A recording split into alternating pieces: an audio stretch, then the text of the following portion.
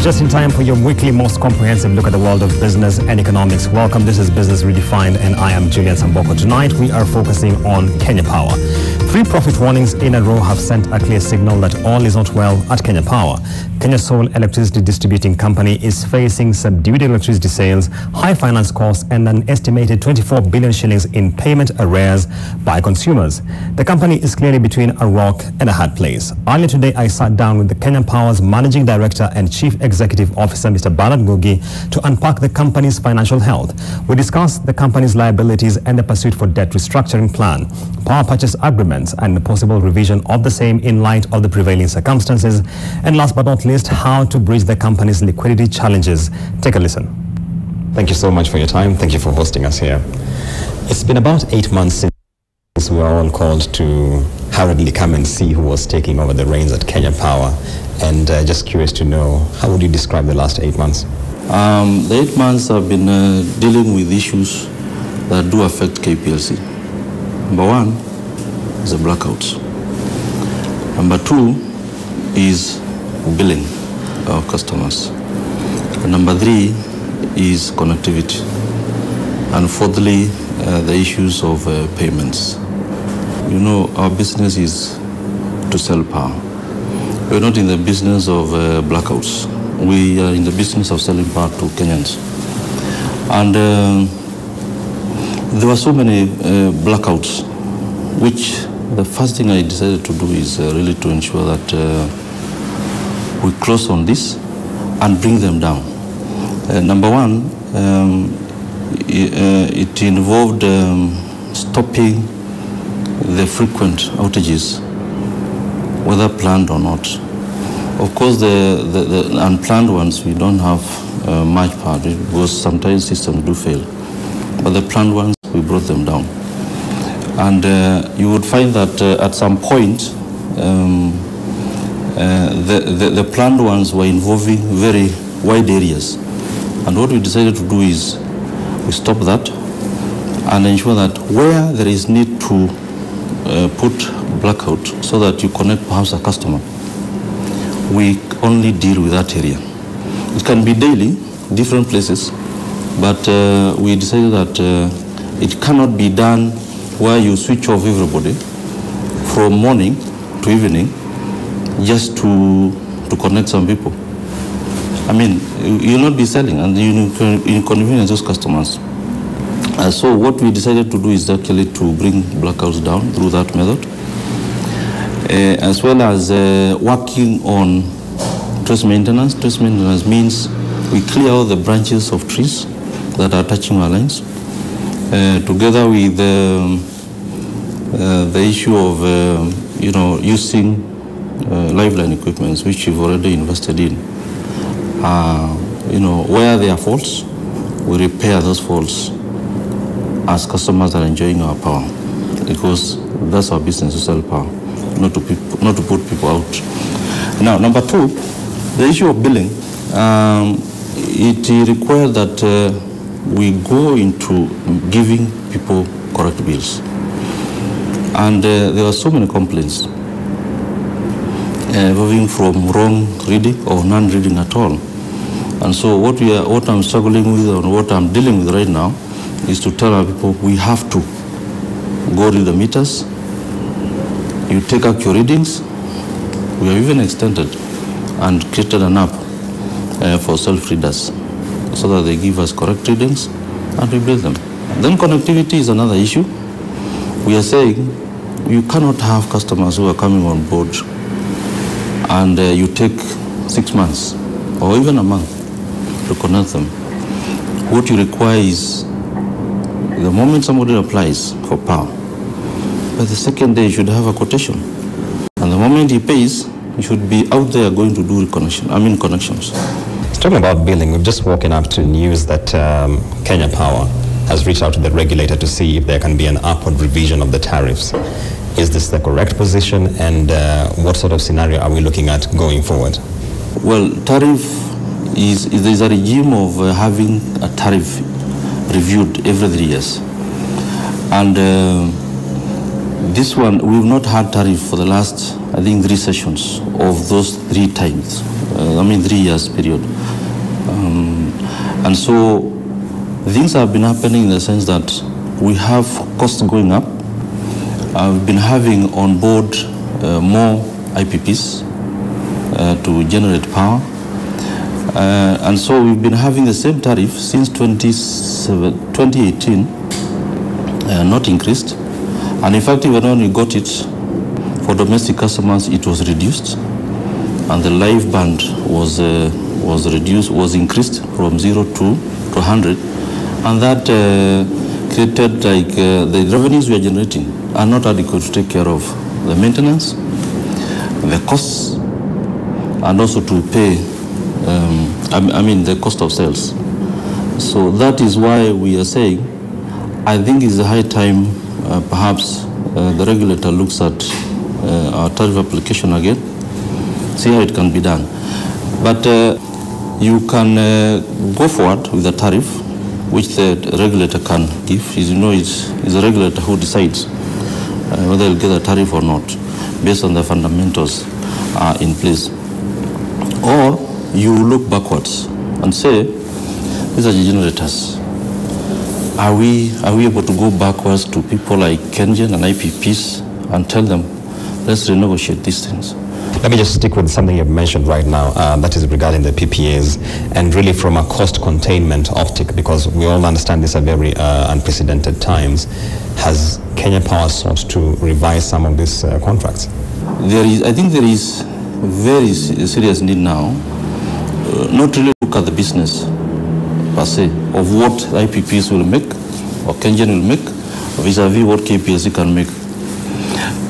What is very important in my view is really to focus on, this is an important developer of this country, electricity or power.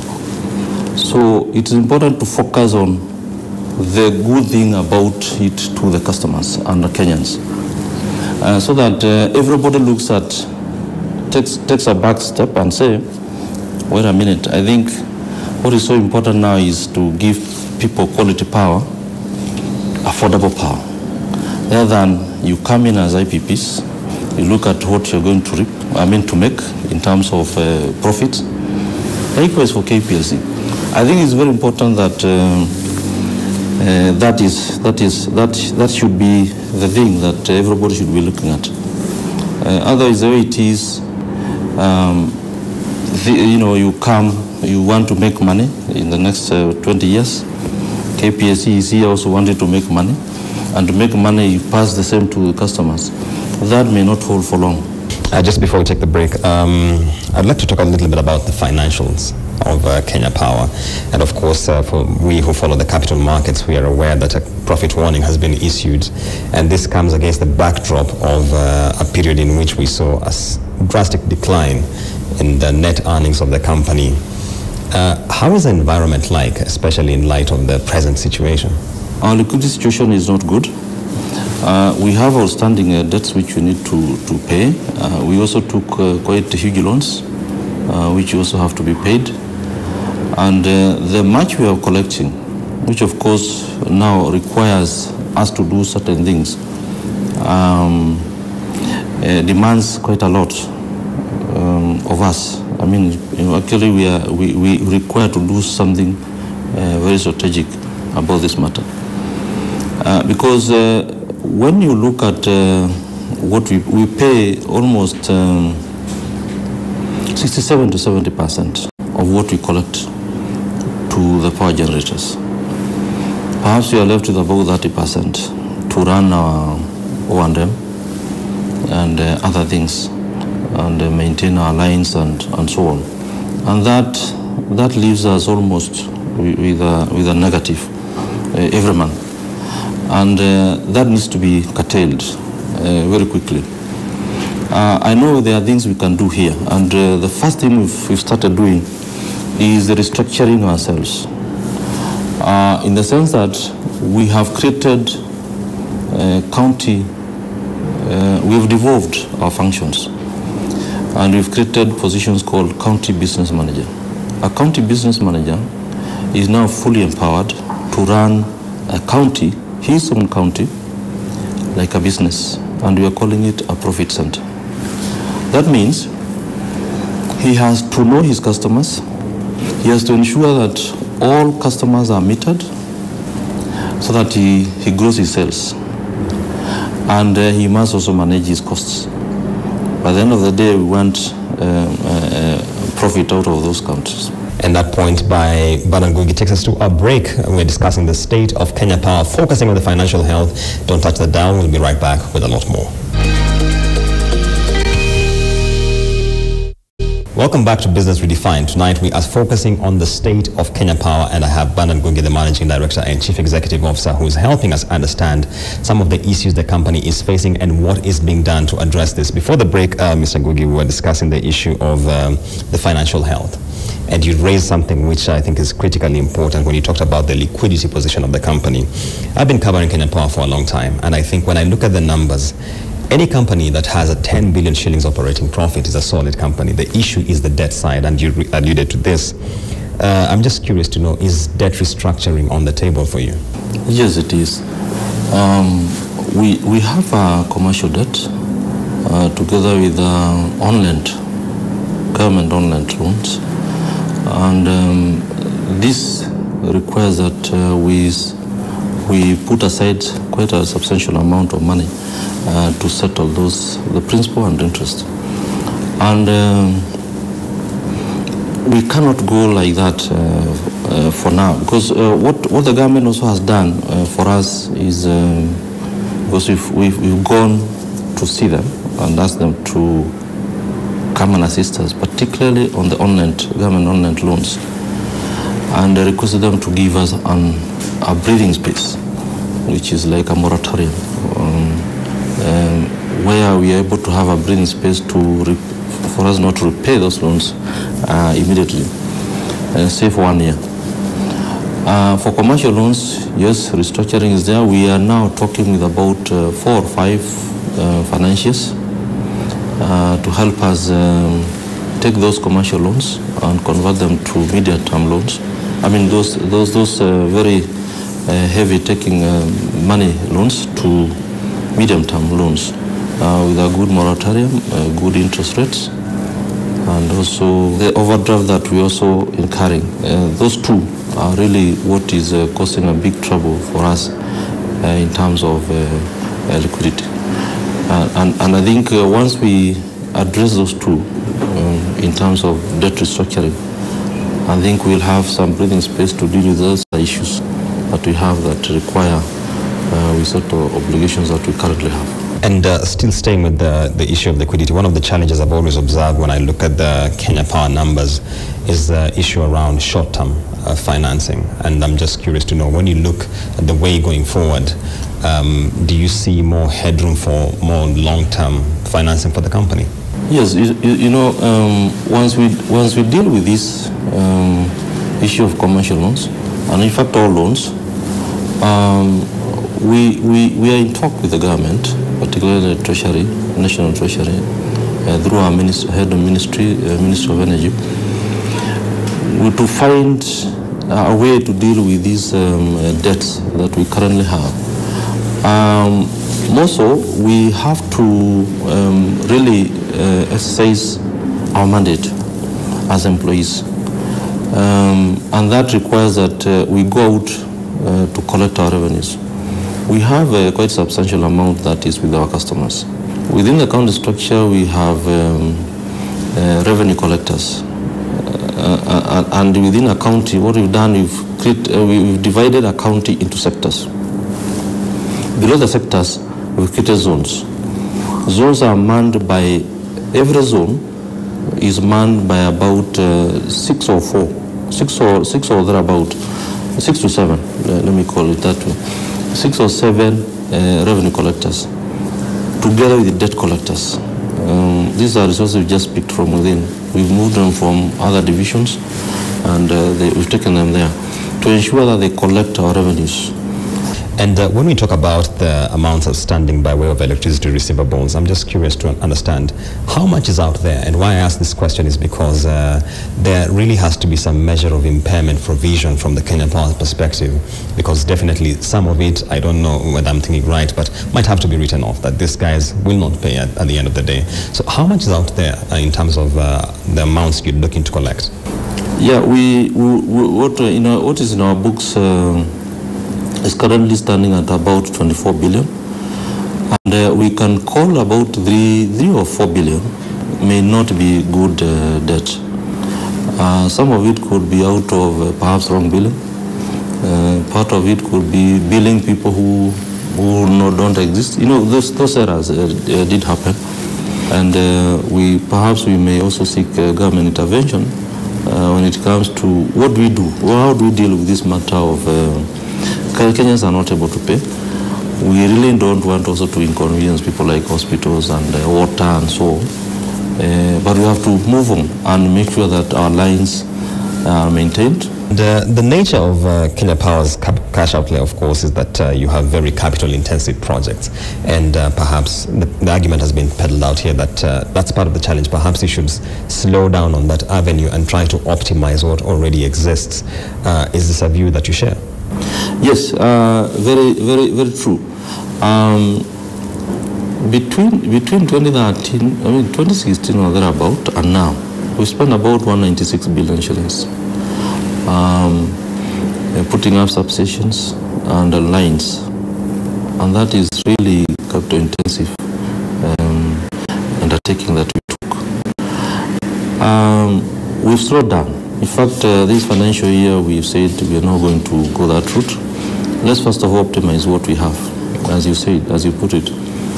And, the problem with this sector or this capital-intensive projects that we do, the returns come much later, perhaps in almost 10 or so years. That's when perhaps we may get returns from those projects.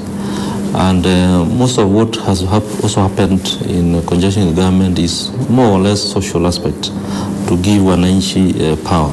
But the returns, what we get from those is very minimal. There are customers who would pay 100 shillings, yet we put a line that is costing almost more than 1,000%. And so the slowing down is true. We are not going to go that way. In addition to that, we've decided to cut down our spend by quite a big amount of about 5 billion shillings. What we had planned to spend, we brought it down by about 5 billion shillings, so that we should also live by our means, within our means, so to speak, so that we also don't think that we can change these things by again spending. You have recurrently mentioned government support, strategic intervention. Is there something in the pipeline, a government bailout or something? The only thing that government can help us, is what I said earlier is there's that moratorium on the online loans. We can also have a concessional loan through the government from the donors to be able to deal with this matter of that commercial loan that we have. Is heavy on us. Not really bailing us, but if they do give us budgetary support, we would be glad, at least to be able to deal with this matter. But what I'm saying is, even if you give me 100 billion right now, just to settle my obligations, without dealing with the issue, the fundamental issues that surround the issue of tariff and demand of power and supply of it, I think we may not get out of the woods. What is so important right now is to deal with the issue of, let's balance these things, demand and supply, and then let's get to tariffs that are equitable and are very good to both parties, but more important to ensure that our customers get quality power and affordable power. Once we address that, I think we are good to go. And talking about COVID, some have argued out here that perhaps this is an indication that Kenya Power is behind the curve as far as diversification is concerned, because if electricity sales are subdued for understandable reasons, then perhaps you should have been having an alternative business which then ramps up your revenue in one way or another. Just what's the position in terms of, we know there have been plans of diversifying beyond electricity sales. How do we start with this? We are doing very well with fiber business. I think you are aware of that. We've talked about it for many years. But I think we lost the opportunity to have moved as quickly as possible when we had that time. I would say right now we've decided that despite our situation, we need to invest now because it is a very promising business in terms of returns, good returns. And so we've embarked on injecting money despite our situation. And what we are doing now, we've also partnered with people like Safaricom. I can tell you is the most reliable fiber optic that Kenyans have. Between here and Mombasa, people enjoy even across the country. I would not fear to say that the telecoms, many of them, use ours, the most reliable one. And I think we've seen that's a very good opportunity to do business with these telecoms and others. And so we are seriously investing whatever we have towards that business. And to get the tail end of our conversation, what's your outlook? Of course, we understand there are a number of headwinds that Kenya Power is facing, and the environment by itself, given the COVID-19 shock, is quite challenging. If you look at the capital markets, if you follow the Kenya Power share price, you know where it sits right now. So what's your outlook like? What can you say to Kenya Power customers and also Kenya Power shareholders? First and foremost, we have footing in the whole country. We have a foothold in the whole country. In other words, we are the only off-taker at the moment of generated power. And so these things that are happening now are to bring us to where we are. These are things we are addressing right now. In fact, I would say that the government is seriously looking at KPSE. KPSE is not going to fail or to fall. And we are very hopeful and very optimistic that KPSE has to walk and run, so to speak, by ensuring that we do carry our mandate. Our mandate is to sell power. The opportunities are very, very huge. Let me tell you that everybody out there, or anybody, would want this product called electricity. And because everybody wants power, our customer base is huge. And these are opportunities we want to exploit, ensure that we give all customers power, but affordable power and reliable and adequate power. That's our big win in this matter. And so I would tell our shareholders that yes, we are where we are right now, but we are turning around this business. I'm glad that we now have a new board which has just come in. And from the way things look like, I think we just want to create a business model that is responsive. We need to be very responsive. We need to be very focused. And we need to really be business-minded people. Because for many years, I think KPSC has been run like, or rather all of us have been thinking like it's like a government. So it's not a government. In a business where you think business, there are sales to make, there are costs to be managed, and by the end of the day, you have to return something for the shareholders. Because we are just 50% shareholding by the government. But that, despite that influence from the government, we have a role to ensure that we play our role like a commercial entity, not like a government. And so we are really, truly optimistic about changing this business in the near future. And with the support of the government and also our very concerted efforts towards changing this business by ensuring that we sell this power fully, I think our future is very bright. In any case, I want to say that this happened in 2004. I remember when we went down almost to, I think we made about a 2 billion loss or something like that. and we came up again. I would call this is perhaps a cycle of things that do happen. And I think by the end of this financial year, God willing, I'm sure we'll be up and running. That's the way I see it myself. And I'm promising to make sure that we do change this business. Many thanks. We've been speaking to Mr. Ngugi on Business Redefined tonight, focusing on the financial health of Kenya Power. Up next is the Markets Review. Market Review, proudly brought to you by Business Daily. More possibilities. Let's take a look at the markets, and the NSE 20 share index closed at 1879.34. That's down 36.46% since the year started, and change day on days up marginally by 0.3%. Crossing over to the foreign exchange market, the shilling gained marginally against the USD to close at 107.72. Against the sterling pound, there was no change compared to yesterday, and against the euro, it closed at 126.33, down marginally by 0.99%. View, proudly brought to you by Business Daily. More possibilities. Right, and that takes us to the close of our discussion on Business Redefined tonight, where we were focusing on the sole electricity distributing company in Kenya, that's Kenya Power. Let's do this again next Tuesday, same place, same time. Stay tuned to NTV.